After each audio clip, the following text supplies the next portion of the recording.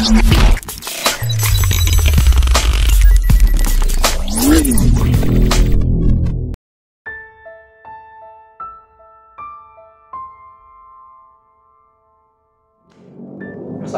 warahmatullahi wabarakatuh. Waalaikumsalam. Teman-teman Gemala, jumpa lagi di channel Gemala.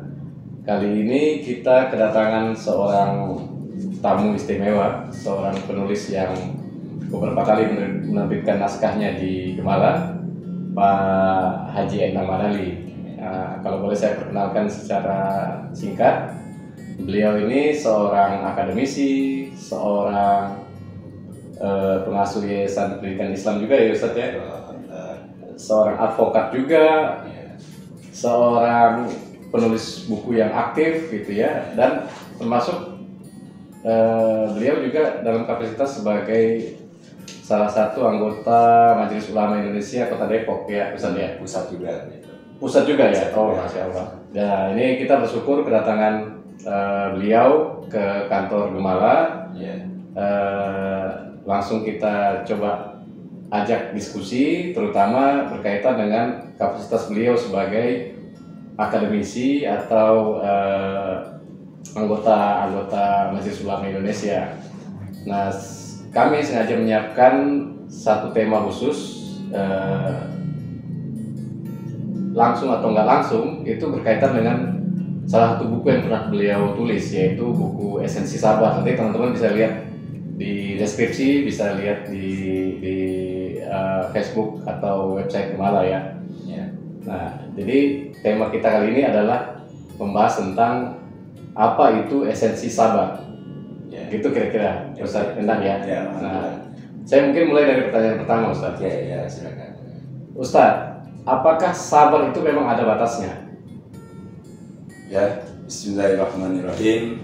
Assalamualaikum warahmatullahi wabarakatuh. Waalaikumsalam warahmatullahi wabarakatuh. Hamdan wa syukurillah wa alhamdulillah pada pendengar yang setia, kita kembali bertemu di momen ini. Terkait pertanyaan tadi itu sebenarnya agak menyentil dan juga berulang kali saya menjawab pertanyaan sebenarnya itu. Bahkan dari pertanyaan pun sebagian orang sudah menentang gitu kan. Yang karena apa? Karena mayoritas manusia taunya semuanya itu ada batasannya. Semua ada batasannya, itu pertama.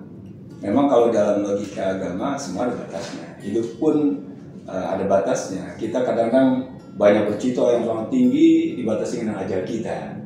Ya, kadang-kadang kita berkeinginan yang banyak, tetapi kebutuhan kita nggak seberapa banyak itu. Begitu. Nah, terkait pertanyaan itu, apakah sabar itu ada batasnya? Sejauh dari pengamatan spiritual, ini bahasa spiritual ya, karena bukan hanya bertolak pada pemikiran saja. Sabar itu memang tidak ada batasnya. Tidak ada batasnya. Kenapa kita sampaikan semacam itu?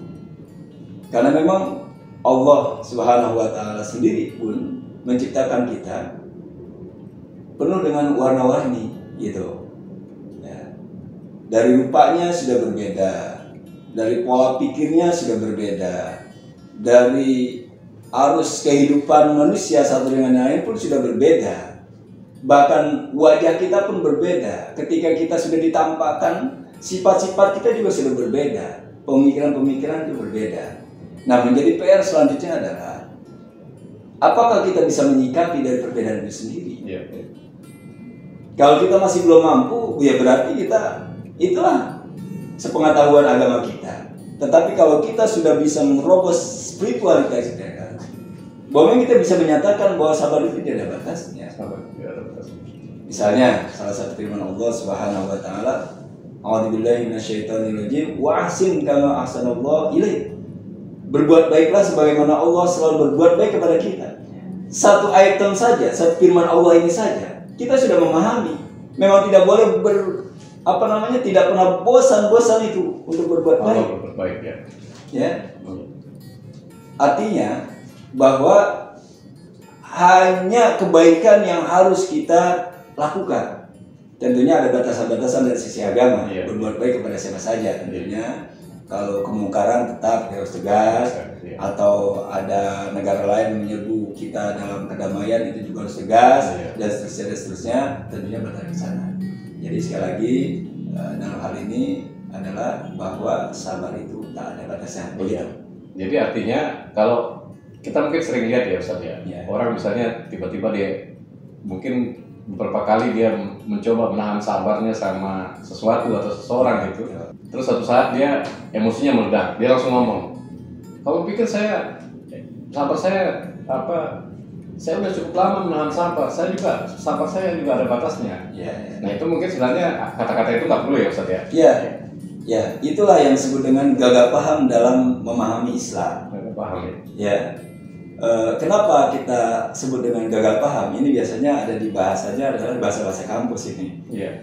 Dosen menerangkan beberapa kali teknisnya, sistemnya apa masih belum paham, Iya. itu gagal paham. Gagal paham. Nah dalam Islam pun ada namanya gagal paham. Dia mengaku seorang mukmin, seorang muslim, tetapi tidak bisa menyelami dalam kekhidmatan keislaman kemuslimannya itu, gitu. Iya. Ya. Iya. Oleh karenanya lagi-lagi bahwa dalam mengarungi hidup dan kehidupan kita itu, ya menjadi penopang arus awal adalah ya kesabaran itu. Makanya ada pernyataan Ali bin Abi Thalib itu luar biasa. Dia mengatakan bahwa alangkah beruntungnya manusia ya mengarungi hidup ini dengan penuh kesabaran dan menjadikan ketakwaan untuk persiapan dunia akhirat nantinya, gitu, kehidupan akhirat nantinya. Begitu. Ya, baik. Jadi bisa simpulkan bahwa segala sesuatu itu sebenarnya kembali kepada bagaimana kita mengontrol kesabaran kita, mengontrol diri kita, gitu kan. Tapi semuanya dikembalikan kepada bagaimana sebenarnya kita memahami keislaman kita sendiri, gitu. Kira-kira gitu, Ustaz. Ya, betul. Semacam itu. Baik. Nah ini juga mungkin pertanyaan selanjutnya, Ustaz. Ya. Ada orang yang pengertian yang mungkin agak rancu ya antara sabar dan tawakal. Ketika kita misalnya kehilangan salah satu anggota keluarga, sikap kita itu sebenarnya harus bersabar atau bertawakal atau pasrah, atau misalnya kita tiba-tiba kena musibah banjir, kita itu disuruh bersabar atau disuruh bertawakal. Itu sebenarnya perbedaannya apa, Ustaz? Itu kalau dalam kajian ilmu tasawuf namanya al-akhlaq al-mahmudah. Sifat-sifat baik itu semuanya, sabar, tawakal, termasuk sasar dalamnya dengan bahasa kita itu satu kesatuan. Nah posisi kita adalah ketika ada kejadian yang memang kita tidak menginginkan kejadian semacam itu, pertama sikap kita adalah sabar. Sobaro, yasbiru sobron, itu kan arti menahan. Menahan itu berarti banyak faktor, dari emosi yang harus ditahan. Emosi Ya kan? Waktu yang mungkin selama ini kita rawat dalam kesehatan, misalnya dalam salah satu keluarga, atau rumah ya yang sudah bertahun-tahun bahkan puluhan tahun kita mengkreditnya begitu sampai lunas kemudian kebanjiran, itu kan menahan diri. Ada apa ya Allah dengan kebanjiran ini misalnya? Itu pertama yang perlu kita anupian adalah kesabaran kita kedepankan. Yang kedua tetap kita iringi tawakal. Ya Allah, bila ini adalah ketentuanmu, takdirmu, aku akan pasrah. Aku yakin di balik ini semua pasti ada hikmah. Itulah ketegaran dalam keimanan seseorang. Itu yang disebut tabal waro, mengkristal keimanan seseorang itu dengan penghayatan keagamaan yang sangat dalam, dirinya spiritualitas yang tinggi, maka dia tetap tenang dalam mengarungi hidup dan kehidupannya. Begitu Bang Irfan. Baik. Ya. Tapi kan pertanyaan selanjutnya adalah kapan saat kita wajib bersabar dan kapan saatnya kita sabar itu maksud saya begini, dalam beberapa konteks, misalnya peperangan.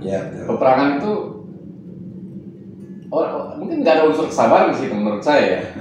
Tapi kapan saatnya orang boleh mengumbar misalnya kemarahan atau kekerasan, dan apakah semua hal yang terjadi di kehidupan kita ini harus kita sikapi dengan sabar atau gimana, Ustaz?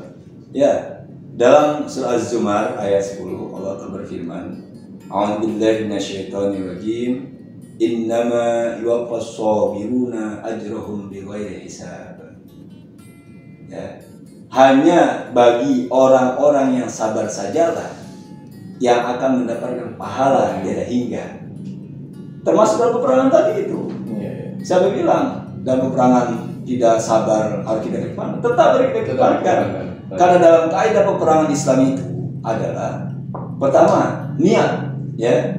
Kalau sudah niat diluncurkan berarti konsistensi. Dia untuk membela kebenaran. Nah, dalam posisi di lapang atau medan peperangan itu ada kaidah-kaidah. Dia berarti hanya fokus kepada lawannya saja. Yang menyerang dia. Yang menyerang dia. Tidak boleh kasus-kasus seperti di Israel, ya kan? Rakyat kecil, apa semuanya. Tidak boleh. Bahkan dalam fokus untuk penghancuran tidak boleh yang namanya rumah sakit. Ya. Sekolah. Karena memang di situ Allah sudah inginkan untuk kebaikan terus tumbuh di sana. Sedangkan peperangan itu adalah dua pertikaian yang harus diselesaikan di medan peperangan itu. Termasuk di dalamnya Allah sudah mengajarkan itu dalam peperangan. Tidak boleh merusak pohonan, ya, merusak air, perairan dan seterusnya. Nah, berarti kan di situ adalah bagaimana dia sabar mengetahui etika-etika dalam berperang, kaidah-kaidah dalam perang, siapa saja yang menjadi target bagi peperangan itu sendiri. Begitu, Pak. Baik. Berarti memang ya dalam konteks secara umum, sahabat itu tetap harus menjadi bagian yang tidak terpisahkan dari kehidupan orang Islam, gitu ya. Betul. Tapi dalam kasus-kasus misalnya kayak perang segala macam kan juga pasti ada kaidah-kaidah yang harus kita patuhi, bahwa kita walaupun kita sedang berhadapan sama musuh, tapi bukan berarti kita harus mengumbar emosi sebebas-bebasnya gitu ya, kira-kira saja. Ya, ini kan analogi tinggi kalau peperangan. Kalau analogi sederhana dalam berkeluarga, ya. Saya bisa menyentil karena saya juga termasuk di dalamnya, seorang mubalik begitu. Kadang-kadang begitu semangat kita berdakwah, para hadirin sekalian berbahagia dan kita bersabar. Ternyata Allah sudah uji turun dari mimbar, dia sampai ke rumah udah murah-murah istri anaknya. Ini buku abisnya yang berantakin ini, ya kan? Mama mana kopinya? Kita belum jadi harusnya begitu. Ada apa ini? Begitu. Ini kan berarti peperangan dalam mengalami kehidupan ada kali ya. Termasuk di dalamnya ada para ustaz, para mubalik kalau memang dia masih melakukan itu. Karena konsekuensi ilmu itu kan. Ada namanya al-ilmu muqaddimatun, ya. Ilmu itu sebagai pendahuluan asdiyun, ya, kebaikan-kebaikan. Ya. Al-ilmu muqaddimatun au kasbiyun wal amalu natijatun, dan yang kita praktekkan itu adalah value-nya. Nah, dalam Islam yang diinginkan adalah value-nya itu. Apa yang Anda bicarakan tadi bisa nggak diterapkan dalam kehidupan ini? Kalau tidak, nggak usah bicara masalah itu. Kabur maktan. Nah, itu sudah satu lagi itu kalau kita mengkaji di dalam lagi terkait hal ini. Begitu. Baik. Nah, kalau gitu mungkin pertanyaan saya yang terakhir gitu ya, Ustaz. Ada nggak tips atau cara praktis kita supaya bisa hidup dengan lebih bisa merawat kesabaran kita, bisa menjaga kesabaran kita, bisa lebih tenang berinteraksi sama kehidupan bermasyarakat? Ada nggak cara-cara yang diajarkan agama atau apa gitu, tips khusus gitu, Ustaz? Pertama adalah ma'iyatullah, kita selalu membersamakan diri kepada Allah. Membersamakan diri, ya. Dengan apa kita bisa membersamakan itu? Salah satunya adalah dawamu. Dimanapun saya berbicara, termasuk pembinaan karakter ASN Kota Depok pun, pengujian saya pertama kali kalau secara offline bertemu dengan mereka, siapa yang punya ilmu? Anda bilang variatif jumlah mereka ada sampai 30, 50, bahkan sampai 300 kalau di dinas pendidikan itu diikutkan semua para kepala sekolah, pemangku kebijakan pendidikan sebagainya. Ternyata memang ketika kita menanyakan sedikit sekali yang mereka berubah. Ini salah satu menjadi pertanyaan kita juga. Kenapa demikian? Karena memang konsisten dalam berbuat baik itu harus diiringi dengan spiritualitas itu. Pembiasaan kebaikan-kebaikan itu ma'iyatullah pertama. Yang kedua, kita selalu sadarlah bahwa hidup ini kan Allah sudah banyak berbuat baik kepada kita. Napas, apakah ada yang menghalangi napas kita? Tidak. Pandangan mata kita kalau selama ini sehat, tidak ada yang menghalangi. Begitu. Wajah kita, kulit kita, selama kita mandi, menjaga, membersihkan, sehat-sehat saja. Begitu kan? Semua berfungsi bagaimana kesehatan itu. itu berarti memang kita menyadari bahwa begitu banyak nikmat Allah yang sudah diberikan kepada kita. Sekarang pertanyaan selanjutnya adalah, bisakah kita menghikmati berbagai nikmat Allah itu dengan menghabiskan dalam kehidupan? Salah satunya Allah minta adalah kesabaran. Ya, dengan cara seperti ini, pemahaman seperti ini, insya Allah kita akan selalu bersabar. Kapan, dimanapun, dengan siapapun, insya Allah nanti Allah akan cinta kepada orang-orang bersabar. Inna Allah ma'as-sabirin, sesungguhnya Allah bersama orang-orang sabar. Begitu Bang Irfan. Alhamdulillah. Ini lumayan banyak nih pencerahan ini, Ustaz Elang ini. Ya. Tapi mungkin karena kita keterbatasan waktu, Ustaz. Ya. Insya Allah kalau misalnya Ustaz kita ulang lagi kapan-kapan diskusi boleh ya Ustaz ya? Insya Allah. Insya Allah. Sebelumnya saya ucapkan terima kasih banyak Ustaz sudah hadir di studio kami, udah mau menyisihkan waktu diskusi dan melayani pertanyaan-pertanyaan bodoh kami gitu ya. Mudah-mudahan Ustaz dan keluarga selalu sehat ya Ustaz ya. Amin. Terima kasih banyak ya Ustaz ya. Salam sejahtera, sehat selalu. Sama-sama Ustaz, salam buat keluarga. Amin.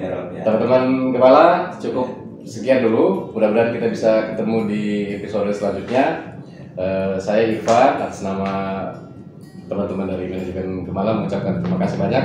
Assalamualaikum warahmatullahi wabarakatuh. Waalaikumsalam warahmatullahi wabarakatuh.